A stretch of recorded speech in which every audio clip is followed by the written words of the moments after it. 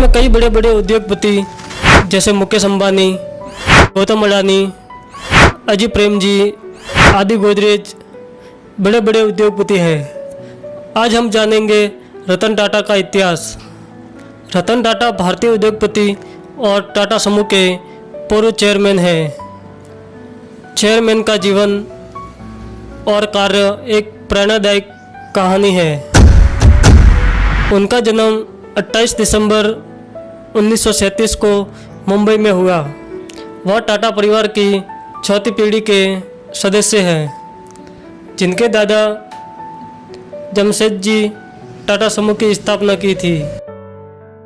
रतन टाटा ने अपनी शिक्षा अमेरिका में प्राप्त की और 1962 में टाटा समूह में शामिल हुए। उनका नेतृत्व टाटा समूह को वैश्विक स्तर पर पहचान दिलाने में महत्वपूर्ण रहा, जहां उन्होंने नवाचार और सामाजिक जिम्मेदारी पर ध्यान केंद्रित किया।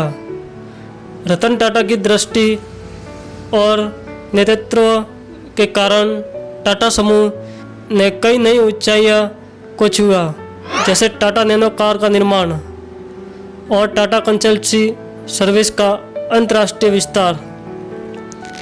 उनका जीवन सिर्फ व्यापारिक सफलताओं तक सीमित नहीं है, वे सामाजिक कार्य और मानवता के प्रति अपनी प्रतिबद्धता के लिए जाने जाते हैं। रतन टाटा की कहानी एक ऐसे व्यक्ति हैं जिसने अपने परिवार की विरासत को आगे बढ़ाते हुए भारतीय उद्योग को नई दिशा दी। उनका कैरियर टाटा कंपनी ने 1962 में टाटा ग्रुप में काम करना शुरू किया। उन्होंने कई कंपनियों में महत्वपूर्ण भूमिका निभाई, जिसमें टाटा स्टील, टाटा मोटर्स और टाटा कंसल्टेंसी सर्विस शामिल हैं। 1991 में उन्होंने टाटा ग्रुप के चेयरमैन का पद संभाला और इसके बाद ग्रुप में विभिन्न उद्योगों में विस्तार किया। उनका योगदान उनके नेतृत्व में टाटा ग्रुप ने कई सफलताएं हासिल की, जैसे टाटा नैनो विश्व की सबसे सस्ती कार, ताज होटल भारतीय क्षेत्र में एक प्रमुख नाम है, कंसल्टेंसी सर्विस TCS का वैश्विक विस्तार, सामाजिक कार्य। रतन टाटा ने सामाजिक विकास और चैरिटी में भी महत्वपूर्ण योगदान दिया। वह टाटा ट्रस्ट के अध्यक्ष हैं, जो शिक्षा, स्वास्थ्य और ग्रामीण क्षेत्रों में काम करते हैं। उनका सम्मान उन्हें कई पुरस्कार से नवाजा गया, जिनमें भारत सरकार द्वारा पद्म भूषण और पद्म विभूषण जैसे सम्मानों का शामिल है। उनकी मृत्यु उनकी हालत गंभीर थी और उन्हें मुंबई के एक अस्पताल में गहन देखभाल में रखा गया था। टाटा ने 7 अक्टूबर 2024 को कहा था कि वह अपनी उम्र और संबंधित चिकित्सा स्थितियों के कारण चिकित्सा जांच करवा रहे थे। टाटा का 9 अक्टूबर 2024 को 86 वर्ष की आयु में ब्रिज कैंडी अस्पताल में निधन हो गया। रतन टाटा के अगले वारिसदार नोएल टाटा। रतन टाटा के सौतेले भाई नोएल टाटा को टाटा समूह के उत्तराधिकारी के लिए एक प्रमुख उम्मीदवार माना जा रहा है। नोएल टाटा नेवल टाटा और सिमोन की संतान है और उनकी टाटा समूह के साथ गहरी भागीदारी है। माया टाटा, जिनकी उम्र 34 वर्ष।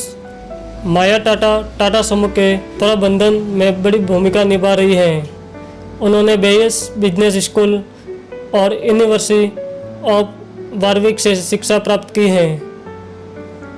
टाटा अवसर निधि और टाटा डिजिटल में उनकी प्रमुख भूमिका रही है।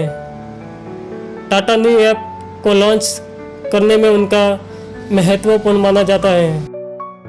माया टाटा के माता पिता नोएल टाटा और अल्लू मिस्त्री हैं। नेविल टाटा, जिसकी उम्र 32 वर्ष। टाटा समूह की रिटेल शाखा में सक्रिय नेविल टाटा का वर्तमान में स्टार बाजार का नेतृत्व कर रहे हैं। नेविल टाटा की शादी मानसी किर्लोस्कर से हुई है, जो टोयोटा किर्लोस्कर समूह की उत्तराधिकारी है। नेविल टाटा नोएल टाटा और अल्लू मिस्त्री के दूसरे पुत्र हैं। अल्लू मिस्त्री पूर्व टाटा समूह के अध्यक्ष हैं। दिवंगत साइरस मिस्त्री की बहन है। नेविल टाटा शुरू में पैकेज फूड और बेवरेज डिवीजन प्रबंधन सौंपा गया।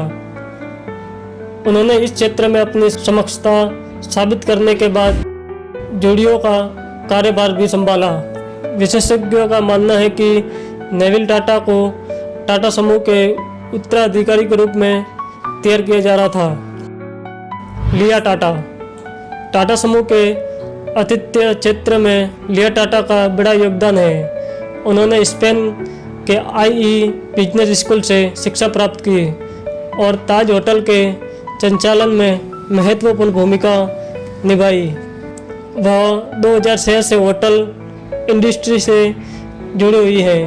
हालांकि 2010 में उन्होंने 3 महीने के लिए लुई विटॉन में इंटर्नशिप भी की थी, लेकिन उसके अलावा उनका पूरा फोकस होटल इंडस्ट्री पर ही रहा। उन्होंने ताज होटल्स एंड रिसोर्ट से असिस्टेंट सेल्स मैनेजर के तौर पर शुरुआत की थी। यह नेविल और माया की बहन है। टाटा समूह का भविष्य की दिशा। रतन टाटा का उत्तराधिकारी प्रश्न केवल टाटा समूह के नेतृत्व क्षमता का ही नहीं, बल्कि उनके समाज सुधार के प्रयासों और व्यापारिक धरोहर की दिशा का भी निर्धारण करेगा। नोएल टाटा और उनके बच्चे भविष्य के लिए प्रमुख उम्मीदवार माने जा रहे हैं। आपको ये वीडियो अच्छी लगी हो तो वीडियो को ज़रूर लाइक करें, और आप इसी तरह से इन्फॉर्मेशन वीडियो देखना चाहते हो तो हमारे चैनल को सब्सक्राइब जरूर करें।